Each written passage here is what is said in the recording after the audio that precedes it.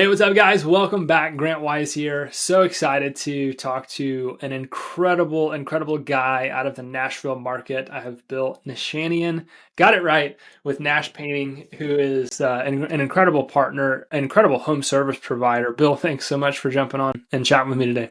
Yeah, thanks for having us. Appreciate it. For most people listening to this, obviously they probably don't know much about you or your business. Just give us a little bit of the backstory, man. How do you guys get to where you are today? Started in college. I was going to be business something, contracting something. And then I met my wife and we were going through Christian marriage counseling. And the pastor that was counseling us happened to be getting ready to franchise a painting company. He said, well, why don't you take on one of my first franchises? So I did. And then after 2008, the auto bailout happened. I lived in Michigan and the economy was not good there. So we left and moved to Nashville. And so my nickname growing up, Nishanian, was Nash because people can't say Nishanian. Good job, by the way. And so I decided, hey, we might as well be Nash Painting. I was going to keep it small. My plan was to just do higher end projects and do it myself, not hire anybody, have no overhead. Obviously, that got blown out of the water a bit. We ended up growing. People caught wind of the work that we do. And so we try to have a higher quality finish, longer lasting finish. I think we have the best warranty in town. I can't guarantee that, but it's a very good one, 10 years on most projects. And so we try to make lifelong customers versus the splash and dash, get in, get out, cheap is better kind of thing. That's awesome. When I first met you, what I could clearly understand pretty quickly is like you're a marketer. You've got a marketing mind. You were talking about Google and SEO and just like a lot of the stuff that you were doing.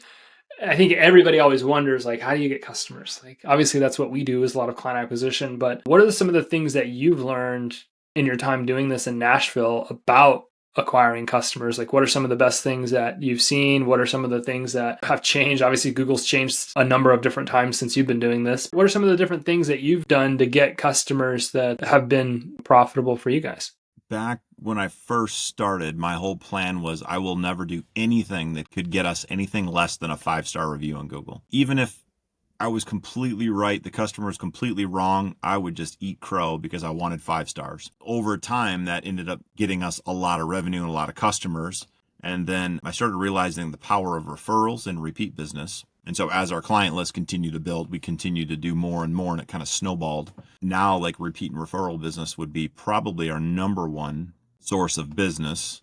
Every single year, it gets larger and larger as a base. As you mentioned, the Google changes within the last couple of years, we went from being able to know how to do our best job on Google to what do we do? Everything changed. Everything changed. And so I think another very good thing for us has been networking and partnerships with other businesses, maybe smaller painters who can't handle big jobs, and groups like C12, and now our connection with the Ashton team here in Nashville. You're talking about the value of partnerships. I know that like when anybody comes into the business world, they're like, go call everybody you know and tell them you're a painter now, and and work to develop the relationships. But strategic partnerships, like we're talking about with Ashton Real Estate Group, Gary's one of the most prolific figures in real estate in Nashville and really within Remax all over the world.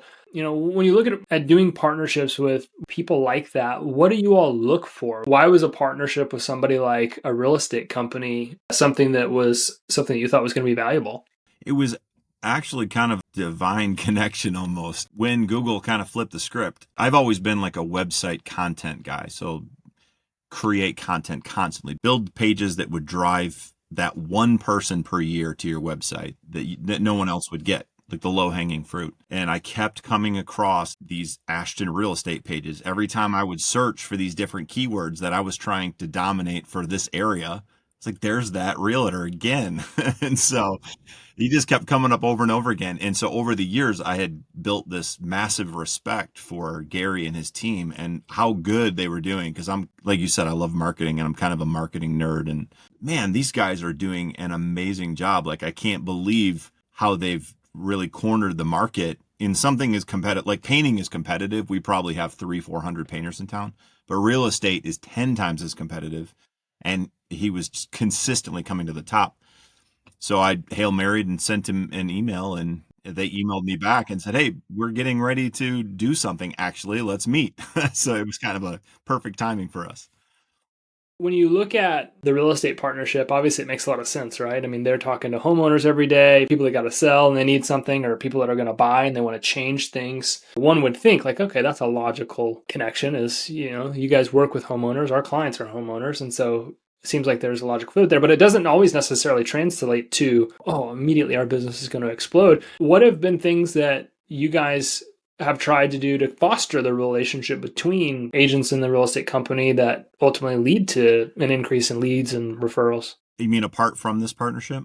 Well, just to nurture the partnership, I guess. Like, it's probably not enough just to be the preferred painter of the Ashton Real Estate Group. I'm sure you've got to build that relationship with the agents in the organization. Yeah. Well, on that side of thing, for us, it's just FaceTime.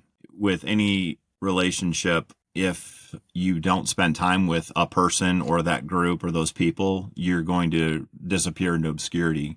We've seen that with any other groups that we've been a part of or networking groups and things like that. If you don't show up, you're not going to benefit from it. So just showing up is one thing. And then I hate to call it evangelize, but you have to educate people on who you are, what you do, and why you might want to work with us.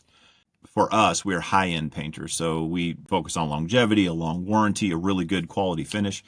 We're not like a Taj Mahal painter where it's going to be 50 grand to paint the house no matter what we do. But if you got 5 quotes in the area, we're probably going to be among the high quotes, if not the highest. And so traditionally, if someone was selling a house, they probably wouldn't pick us. It's very important for us to get in there and actually explain who we are and make sure that the agents know, okay, this is who Nash Painting is, and we do have options to do people selling, that we're going to be the people that they can confidently send in when they know the situation fits for sure. Yeah, that makes a lot of sense. You got to feed into the relationship. You got to get FaceTime. You got to show up. And when partnerships, like when you guys locked arms with Gary, it's not like I was saying a second ago, it's not like you just step in and all of a sudden now you're flooded with more business than you can handle. You really do have to nurture the relationship, and it starts slow and then you can kind of build on that over time. Has that been your experience?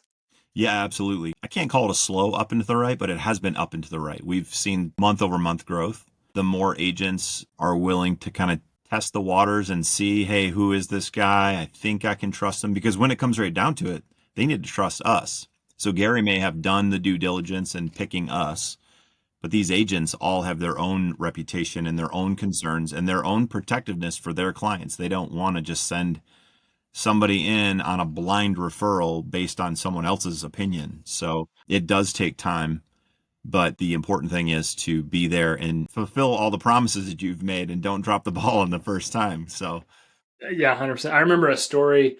I think we were talking about this, right? You guys are busy, as a lot of home service providers are. And we always try to tell you, like, preferential pricing in some capacity, preferential treatment or scheduling is probably even more so important. You got to take care of the needs of the customer. And I remember a story where, one of the agents in the organization had a job for you and you guys had like shifted things around so that you could take care of the agent before you took care of some other things. And I think it's that type of thing. Like when you pay attention to the economies of scale, like this is one relationship that could feed me a lot of business.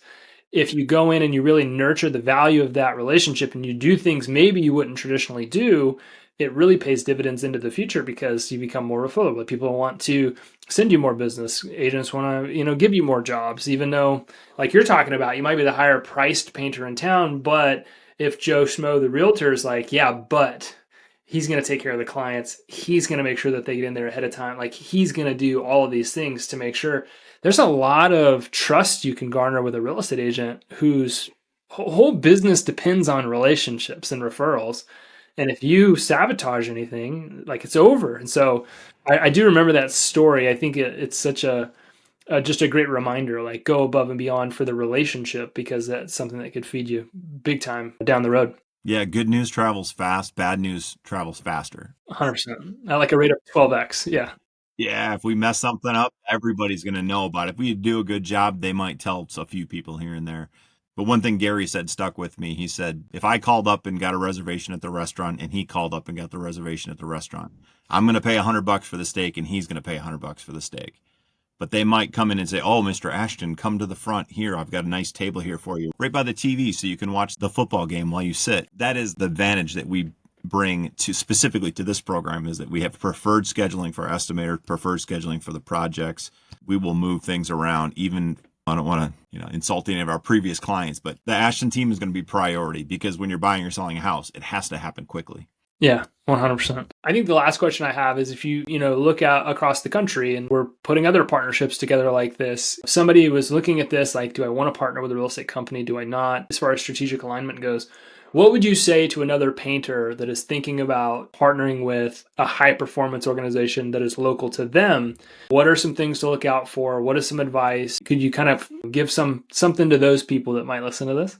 Yeah, absolutely. I would say make sure that you have the capacity. If you go in and you underperform because you don't have the capacity to grow, that'd be a problem. Or overextending yourself, so you have to bring in some other teams that maybe not are as qualified, and then you're putting your reputation on the line. I wouldn't maybe do it. But if you have the capacity and you have the team and you have the time to commit to growing something like this, it is an absolute no-brainer. You already have a high-performing team spending potentially millions of dollars in advertising to bring in clients and gain their trust.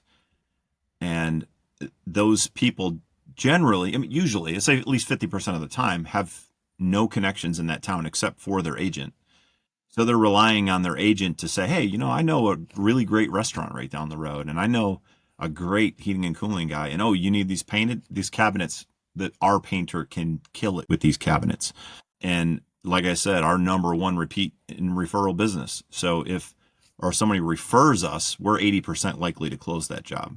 If you go in and you do your job and you're consistent and you take pride in every project you do, and especially if you prioritize a high performing team like locally here with the Ashton team, then it's a no-brainer. What about the opportunity to strategically align with other service providers in programs like this? Because, with Gary, you've got Gus with, the HVAC, plumbing, electric services. You've got solar providers now. You've got roofing providers now. Like, do you see that there's a benefit in networking with those other service providers that are also participating in the same program, maybe in a different category, but has there been a benefit there with, just that kind of like side benefit of getting to network with other people that are, in the home service space? Yeah, absolutely.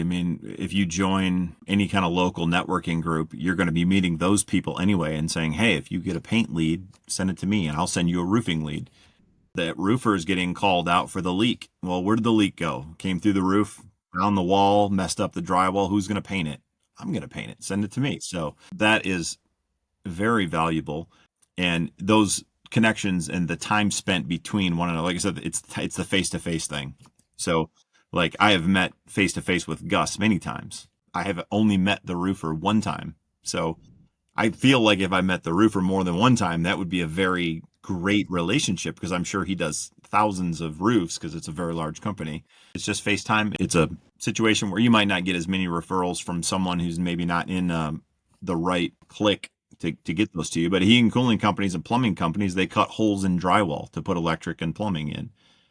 So who's going to patch it and paint it? Give us a call. So it is a great relationship to be able to do that, and for us as well. I know you're busy, man. I appreciate you spending some time with me, just kind of chatting through this. Partnerships and, strategic partnerships are so valuable. And I appreciate the opportunity to partner with somebody like you. And obviously I know Gary does as well. So thanks for being here today and just kind of sharing a little bit about what you guys experienced, giving us some advice and helping us all understand how to make better use of these strategic relationships that we've got. Yeah, Grant, thanks for having me.